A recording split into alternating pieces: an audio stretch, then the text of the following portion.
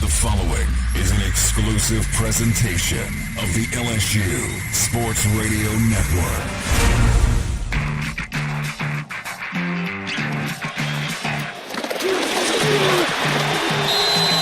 Welcome in to the Brian Kelly Press Conference, delivered by ASAP, the official mobile ordering partner of LSU Athletics. Download the ASAP app today. Coming up, head coach Brian Kelly discusses the week ahead for LSU Fighting Tiger football. But first, from inside the Capital One LSU Sports Radio Network studios, here are former Tiger Gordy Rush and the voice of your Fighting Tigers, Chris Blair.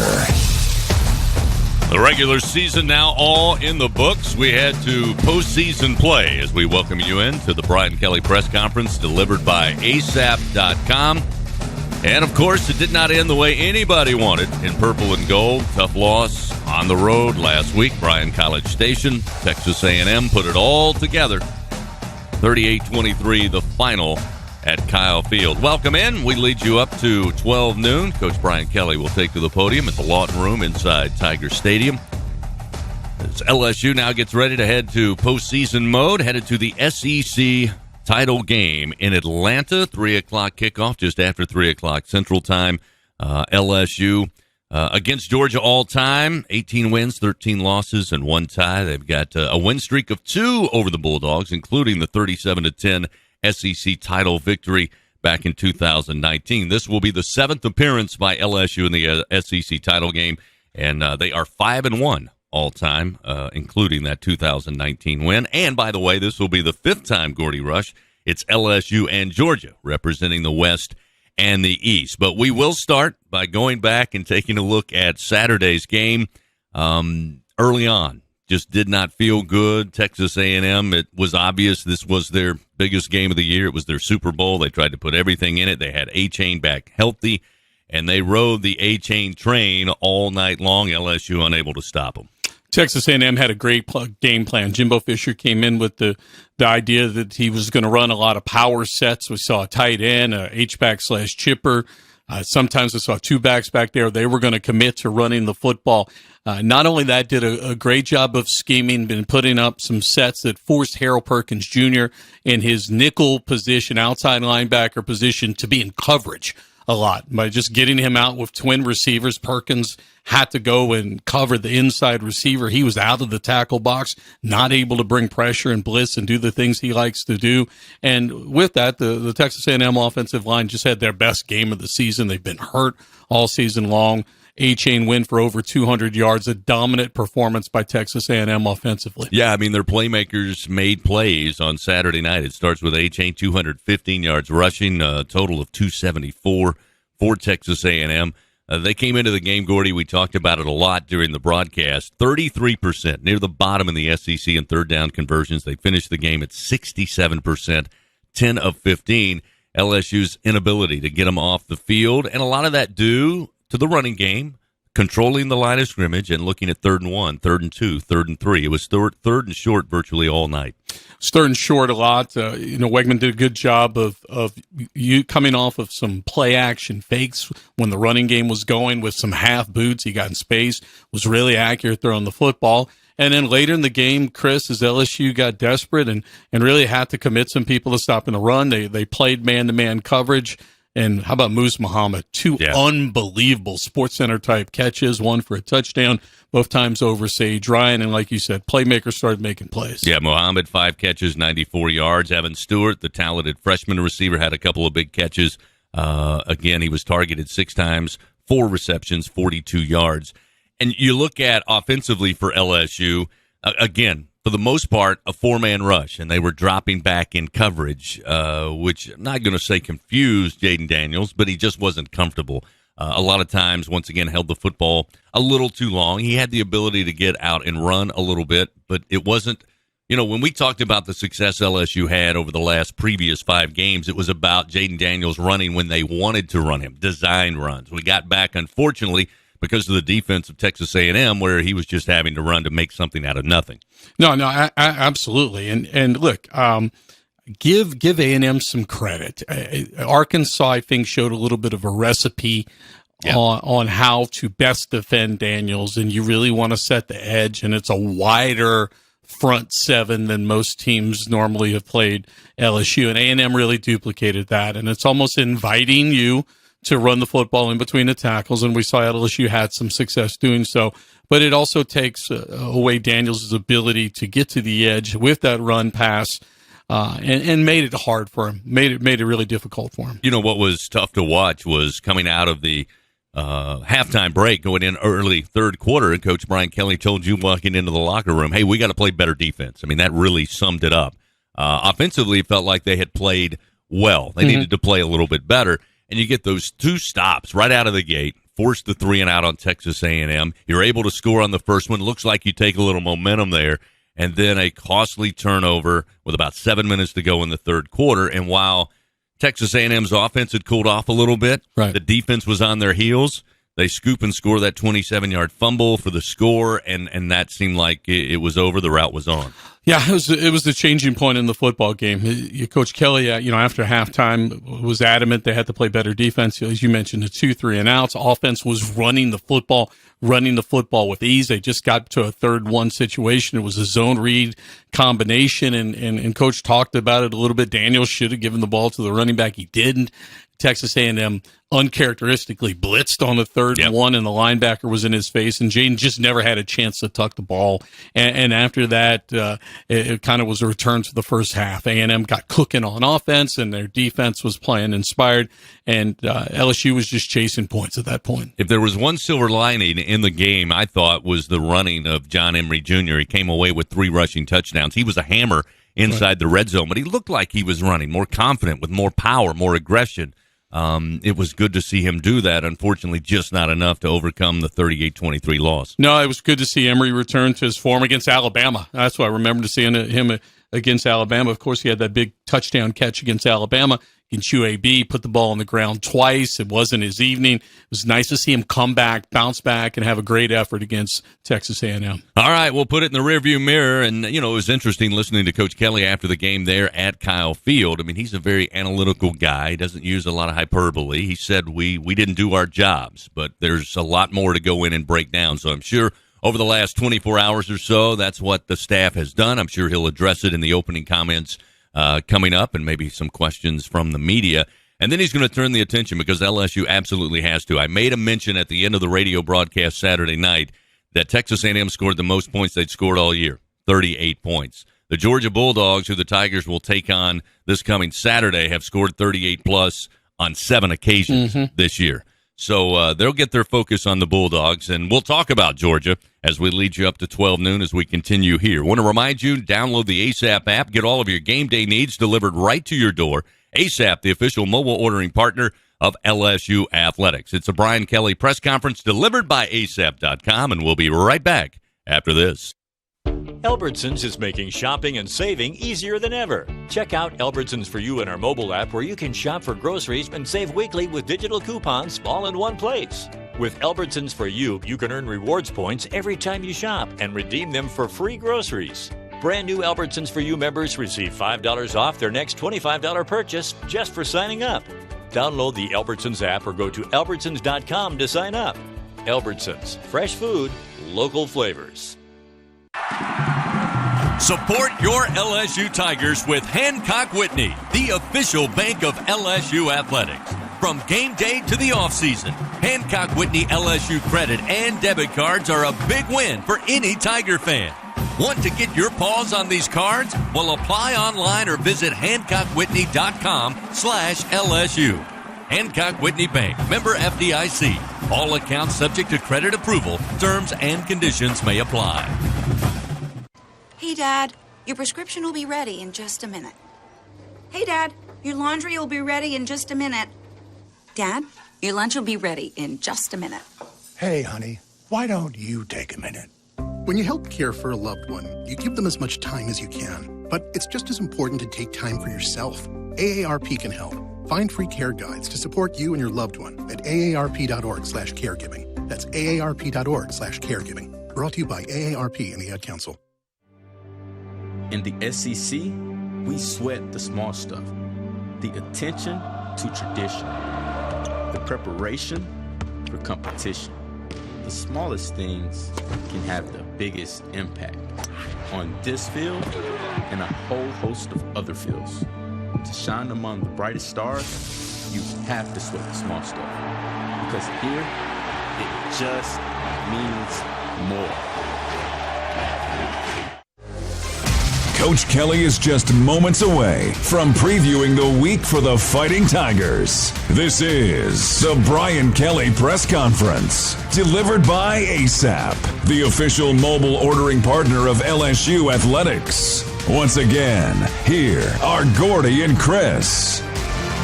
All right, Coach Kelly talks all the time about you have to bring the energy. So, Gordy, that first segment, I felt like you and I still kind of hung over from Saturday. So let's raise the energy a little bit, but let's talk about the Georgia Bulldogs. Where would you like for me to start? Stetson Bennett, Kenny McIntosh, how about Brock Bowers, maybe that Darnell the Hulk Washington, another huge tight end. You want to talk about their defense? Where do you want to start? Second straight season, they finished the regular season undefeated, and this will be the fifth time Kirby Smart has taken the Bulldogs to Atlanta for a title game. However, he is just 3-1 in his previous, or 1-3, I should say, in his previous trips. But not a lot of weaknesses. I get asked a lot because I spent time in Georgia. Do I think this Georgia team is as good, better, worse than last year's team? And just when I think after like the Missouri game, well, maybe there is some weakness to them, then they come out and play another game. And there's been games where early on, even this past weekend against Georgia Tech, kind of a slow start. Georgia Tech put a great game plan together with their interim coach and went right after Georgia. But eventually just the size and the snap after snap, they wear you down, and suddenly they're up by multiple scores. Where I'd like to start is, how does a school lose 15 people to the NFL draft? 15 people and come back and go undefeated and number one in the country. And not only that, you look at them and you don't see a whole lot of transfer portal action. You don't see people coming in. You don't see people leaving. And that's why they have the continuity that most programs do not. And I think that's a large reason why they were so successful this year. One of the things that jumps off from the game notes going into the championship game, you mentioned the continuity they've had. This senior class for Georgia now 30, when they got the win over Georgia Tech, now they've moved to 46-5 over their 4 seasons. So, again, you're talking about guys who've been in the program. Obviously, Georgia's going to be able to recruit, and every year since Kirby's been there, they've been in the top 5, top 3, and sometimes top class in the country. But they are staying there. They are developing.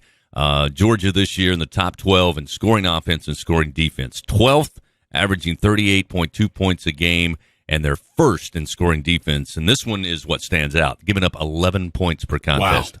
Wow. I mean, excellent on defense. They've had a tradition of being fantastic. Obviously, Kirby spent so many years with Nick Saban. Similar, somewhat, and some of the defenses, they're not quite as blitz happy as Alabama, I think, in their prime, but really, front seven is what you think about in the modern day Georgia Bulldog defenses. They've just had guys after guys. Roquan Smith, the linebacker, it goes on and on, the people they've had on that program. You got to tip your cap to Stetson Bennett, a guy who started at Georgia, not really destined to see any time under or behind center, goes to a junior college, then comes back. He was a walk-on originally at Georgia, comes back with a scholarship after going to Jones College in Mississippi. And then over the last, 2 seasons, he's 26-3 since taking over as a starter, led them to the national championship last season.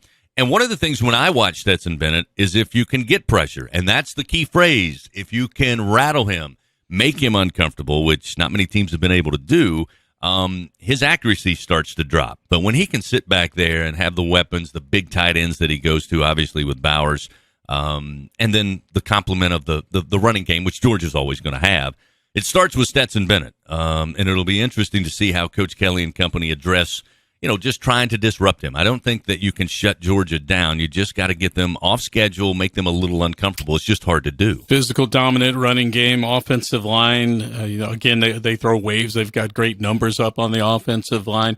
But it's Bennett off some of the play-action pass game. And then, Chris, if you're able to get some pressure on him, you've got to wrap him up because he's deceivingly athletic. He'll make some plays with his feet and escape, and he's done that numerous times this year. Not quite as efficient as he was a year ago. Had 107 last year, finished 176.7 rating, 150 this year, a little bit less, but again, they've just been crushing folks this year, and it's hard to sit here and overanalyze statistics. He's had a great 2-year run there. Yeah, just one last one that stands out. In his 29 games as a starter, Stetson Bennett, 64% completion, 7,400 yards, 55 touchdowns to 20 interceptions. I want to go back, and I'm sure Coach Kelly will address it. Somebody's going to ask him about him, surely, how healthy LSU will be. Again, without some key guys on Saturday, hopefully you'll get those guys back, namely Josh Williams, who I think just gives you there's a trust factor there, and he does so much for you,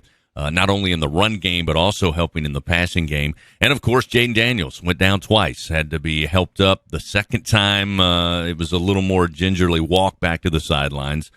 He did continue to play, but you want to know how healthy you're going to be going into the title game. Nothing major, but you've got some guys, some key guys obviously beat up a little bit. Lacey, we saw he I believe at least got shaken up. You would assume maybe they looked at a concussion with him. He didn't return to the football game. Offensively, to me, it's obviously Jane Daniels and how quickly can they get that lower ankle sprain? And that's what Coach Kelly said yesterday. Not a high ankle sprain, lower ankle sprain. Had him in a boot yesterday. Hopefully they want to get him back tomorrow, is what Coach said Sunday. That's key because you're going to need Daniels and all of his athletic ability if you're going to have a shot to beat Georgia. Back to the Bulldogs and how you try to attack them. Early in the game on Saturday, we had a chance sitting around there in beautiful Bryan College Station to sit in the hotel room. And Georgia Tech had the success getting out to the edge, which surprised me a little bit with Georgia's defense. But they stayed away from trying to run right at them. They went to the corners and then used a lot of seam passes, try to spread them out and come back to the middle of the field. It'll be interesting to see if LSU's got the speed in the run game. Obviously, Daniels does. Who do you have at running back? Because right now it looks like, at least from this past Saturday and even going back to UAB, LSU established the run, but between the tackles with Noah Cain and John Emery Jr. No, absolutely. And I mean, that's what, we go back to what we talked about in the first segment. Defenses are now lining up with a little bit wider front seven, that they're trying to, by alignment, discourage LSU and Jane Daniels from running some of those designed runs. And with that, it opens up the opportunity between the tackles. And if that's there, LSU has to take it. And that's why I think you've seen success. You saw it against Arkansas. You saw it again in Texas A&M, especially in the third quarter. I think LSU started getting 5, 6, 7 yards of punch there. And I assume that Georgia's going to do much of the same. This copycat league, teams have had some success slowing LSU down. I think they'll do some more of the same. All right, let's go to the Lawton Room. See you, Gordy, in Atlanta. Here's Coach Brian Kelly. Championship game. Obviously, it's exciting to be able to play for conference championship. We've certainly feel like we've earned the opportunity to be here by the play on the field, and we're excited about the opportunity to represent SEC West and playing the number one team in the country. Georgia's again proven themselves to be the best team, and we're excited about that challenge. We know it's going to be a tough challenge, but we're certainly up for this chance to win the SEC. That's what you play it for, and I know our guys are excited about it. Again, it's an outstanding football team. There's so many superlatives. Whether you go on offense and talk about Stetson Bennett, or you go defensively and you talk about some of the biggest defensive linemen and most active linebackers with Johnson and certainly inside with Carter and Beal. This is just a well-coached, consistent football team. But our guys have, had the opportunity to play the best, and this is another opportunity for us to be challenged. And so we're excited about the opportunity. So with that, we'll open up to questions.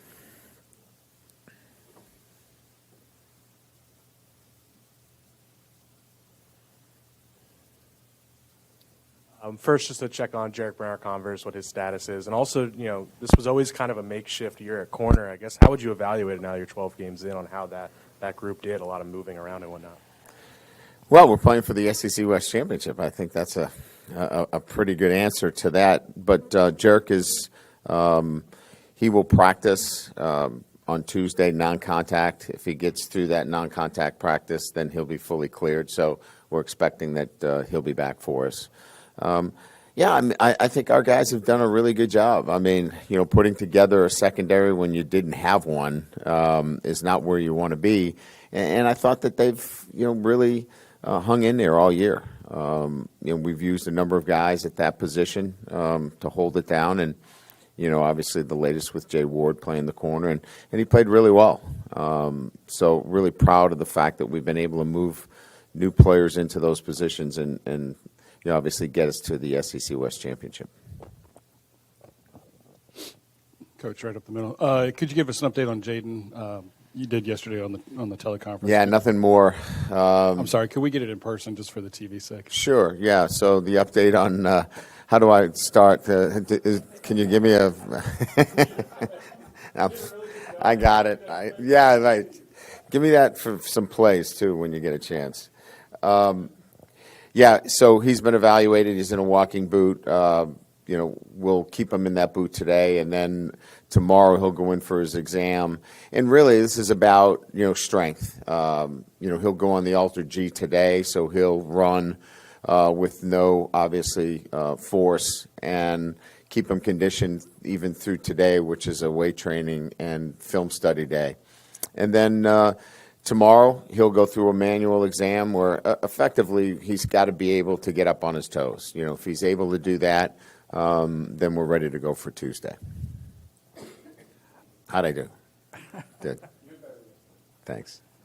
I have a different type question. So, it's a good problem to have, obviously, but some coaches in the past have said how playing in the championship game makes it difficult with the early signing period, with recruiting and stuff like that. Is it compounded by where the transfer portal is now? And how are you dealing with it? Like I said, again, you want to have this issue, but it's still an issue. No doubt. There's no question about it. So, our situation is different because, most teams that are not playing in a championship game are out on the road recruiting today, and certainly we're preparing for the game. So, we can't be out recruiting at this point. So you lose that opportunity. But recruits know that we're preparing for a championship game, so you gain that back on the other end. Next week is where it really gets interesting, right? So the transfer portal opens on the 5th. We certainly want to be able to recruit, but we want to obviously set our own roster as well. So it's balancing setting your own roster, evaluating your team, exit interviews, doing those kinds of things, while you're also recruiting and keeping an eye on the portal. So you've got a few balls up in the air next week.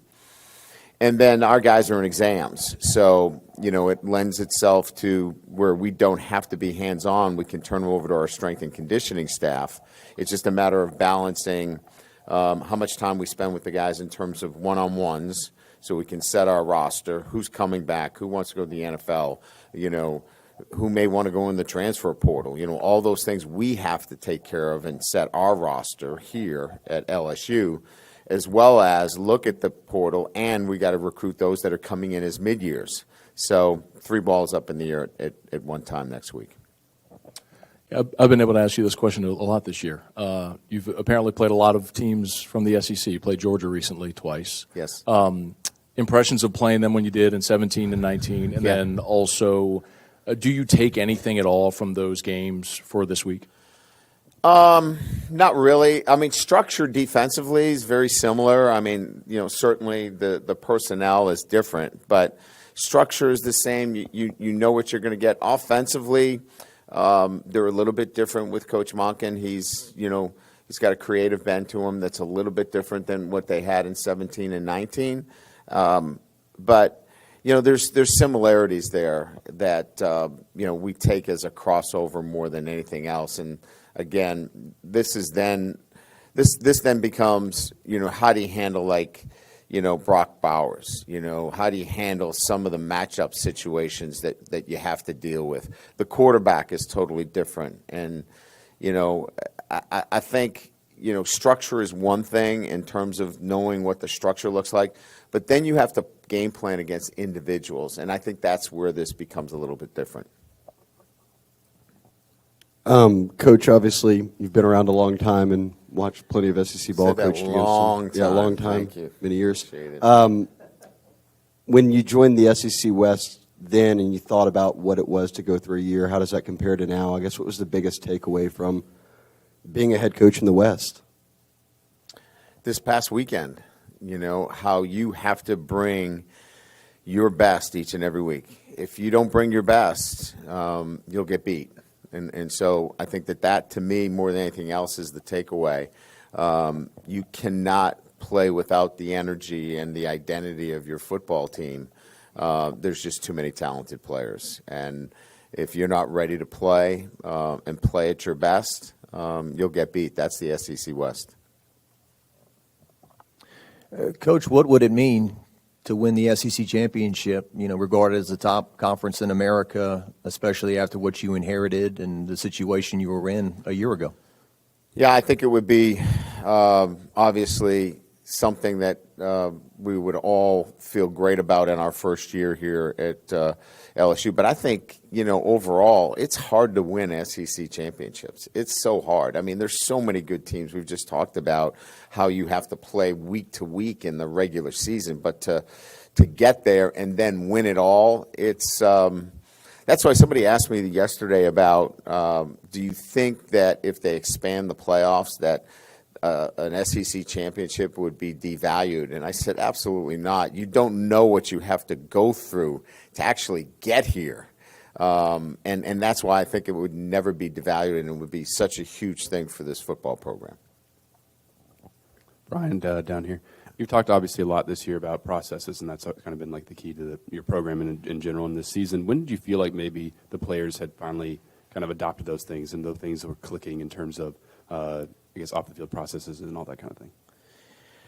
Well, I mean, I think it's like anything else. When you put in a new way of doing things, new standards, it's like anything in life. You go to a new business or a new operation, there's a new way of doing things. That just takes time. I don't know that we're there yet. I think the first year is really, setting those standards, making sure that they understand. I think we're at that level of, conscious competence. We know what to do. We know how to do it, but it's really hard for us. And we want to get to, where it's unconscious competence. We don't have to think about it. It's just we do it, and we do it the right way every day. And I think it's still a process for us. They understand it a lot better. So I think that's where that level is, but we still have another level to go.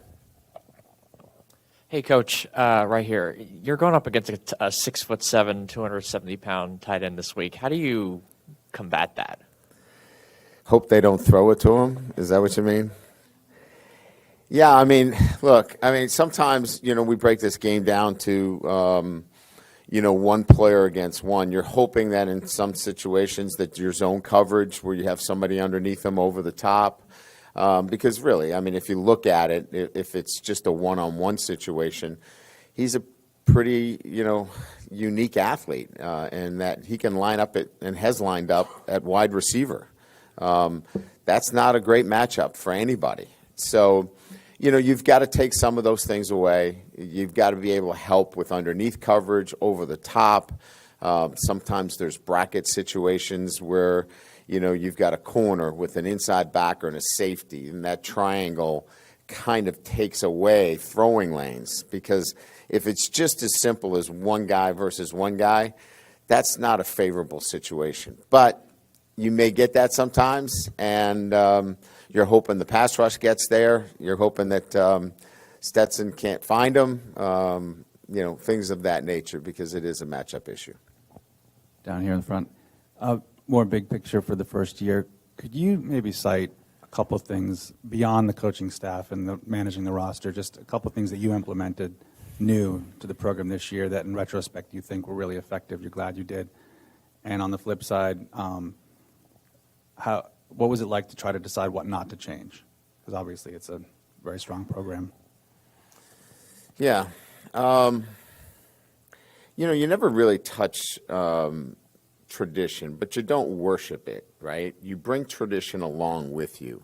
And that is you make sure you're welcoming former letter winners, former players, those that have been, part of building the pride and tradition of LSU. I think that's absolutely crucial, to have guys back that have helped win championships here. And I think we've done a really good job of doing that. So without worshiping it and falling into that kind of, hey, we have to do it this way because it's always been here, but paying attention to those that help build the program, I think that's one way that I think we've done a really good job. And I think the other way is much more, day to day in terms of, we have a thing called SWAT teams where, I think that's standard and setting a standard so our guys knew what the expectations were, and on a day to day, they come into our building and we're not throwing them curveballs.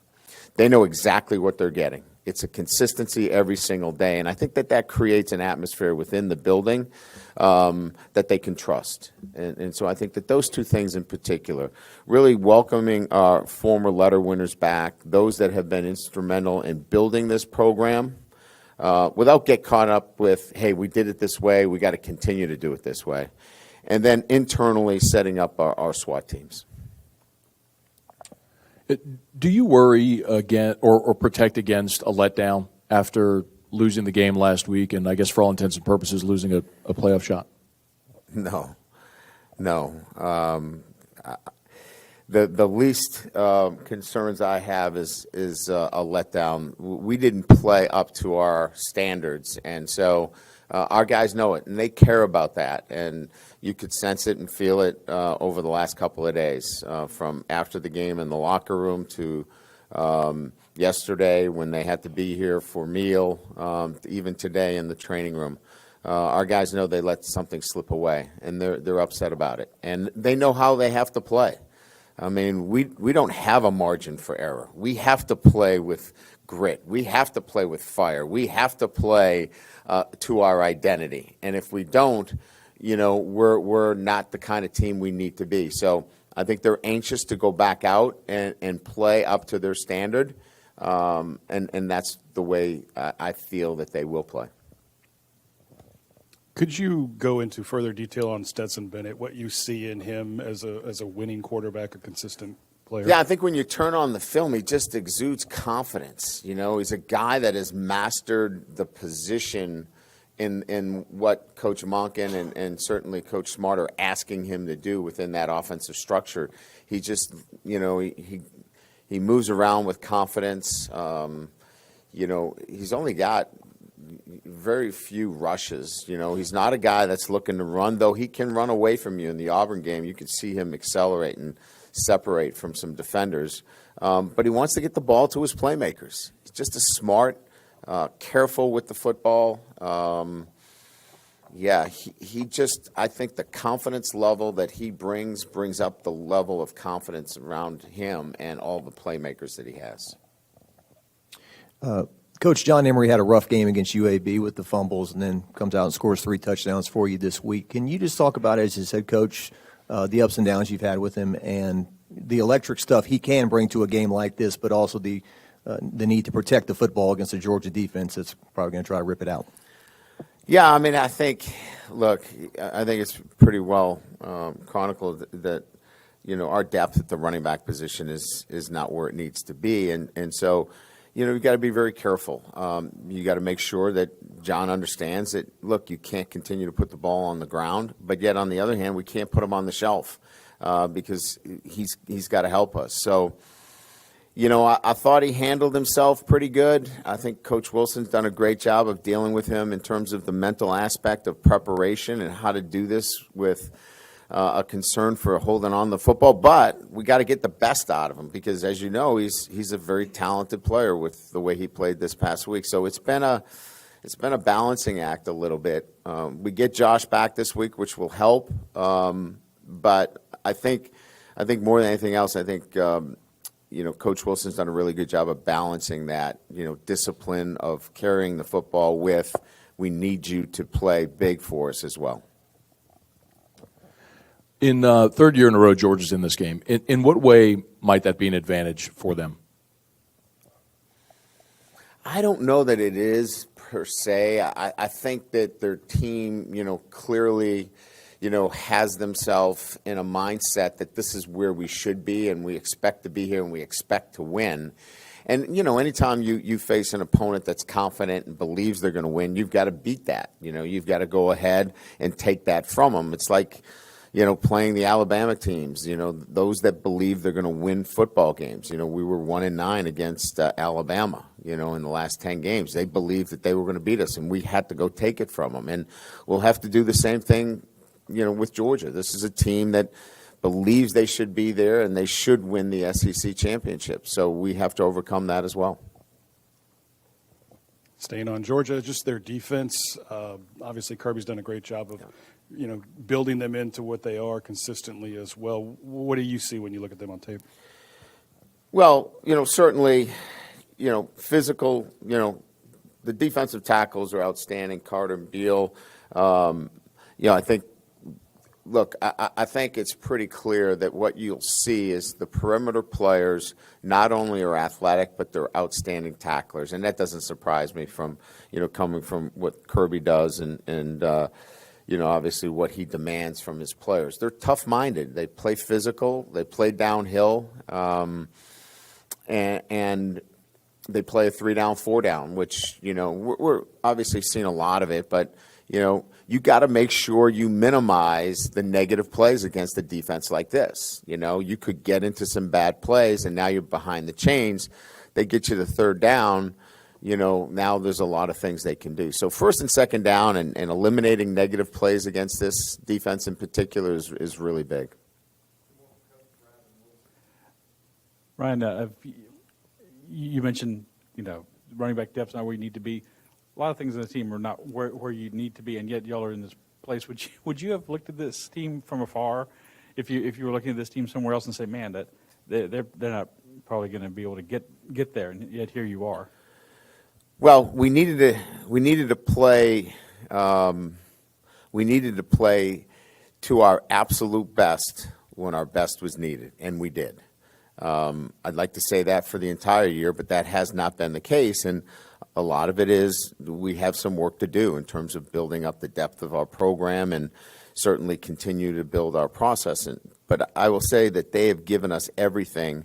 When the lights have come on and their best has been needed, they have given us their best. And you don't know that until you get around a group of guys in terms of what kind of fight they have. This group has a lot of fight. That's why they'll go to Atlanta and they will fight.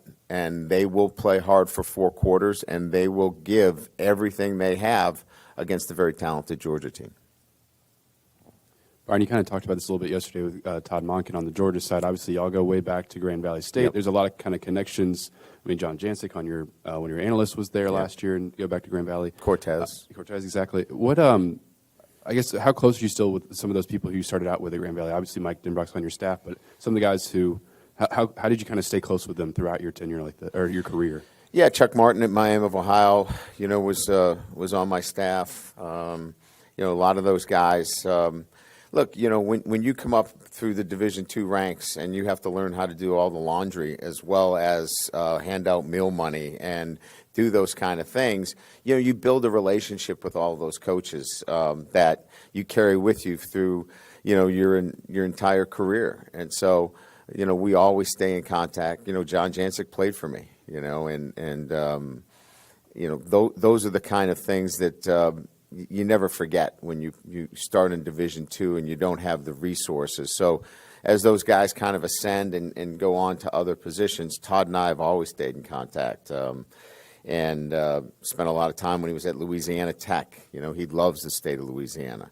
I think it's just that connection you have when you're at Division II and, you didn't have the resources that make it special. Good. Thank you. Coach Brian Kelly with this week's press conference as LSU gets ready to take on the Georgia Bulldogs in Atlanta. Kickoff just after 3 o'clock Central Time in the SEC title game. We'll have some last news and notes before we wrap it up right after this. Together, we are partners, setting a new standard for health. Together, we prove that no matter how battle-tested we are, our spirit remains undefeated. Our Lady of the Lake and LSU are creating transformational change and impacting Louisiana with a new standard for healthcare, research, and education. Together, Our Lady of the Lake and LSU are champions for Louisiana. Together, we roar. Learn more at ololrmc.com/LSU. Play our lucky numbers with 7-11-21. Win up to $2,100.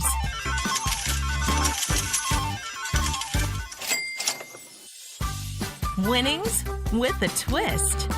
Play the new Fruit Twist Scratch-Offs. Win up to $12,000. Twist and count your winnings today. Must be at least 21 to purchase. Hey, so what's a great way to spread awareness that driving high is illegal everywhere? A catchy song, of course. You can run, but you can't drive high. You can run, but you can't drive high. Friendly reminder, don't drive high. If you feel different, you drive different. Brought to you by NHTSA and the Ad Council. In the SEC, we sweat the small stuff. The attention to tradition. The preparation for competition. The smallest things can have the biggest impact on this field and a whole host of other fields. To shine among the brightest stars, you have to sweat the small stuff.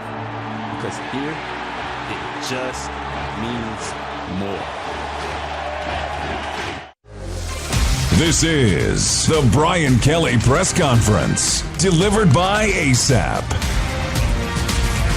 Once again, the Tigers enter the SEC title game coming up this Saturday afternoon from Atlanta. 7th appearance for the Fighting Tigers in the SEC title game, and they'll take on the Georgia Bulldogs. We'll get the day started at 1 o'clock with LSU game day, and then kickoff coming your way just after 3 p.m. A little quick reminder, we have the premiere of the Matt McMahon Show coming up tonight here on the network, talking LSU Fighting Tiger basketball from TJ Ribbs at 7 o'clock. Then later in the week, Brian Kelly will be on hand at TJ Ribbs for the Brian Kelly Show. That one, once again, coming at 7 o'clock. That'll wrap things up today. Thanks to Gordy Rush. Thanks to you. We'll be back next time on the Brian Kelly Press Conference, delivered by ASAP. This has been the Brian Kelly Press Conference, delivered by ASAP, the official mobile ordering partner of LSU Athletics. Download the ASAP app today.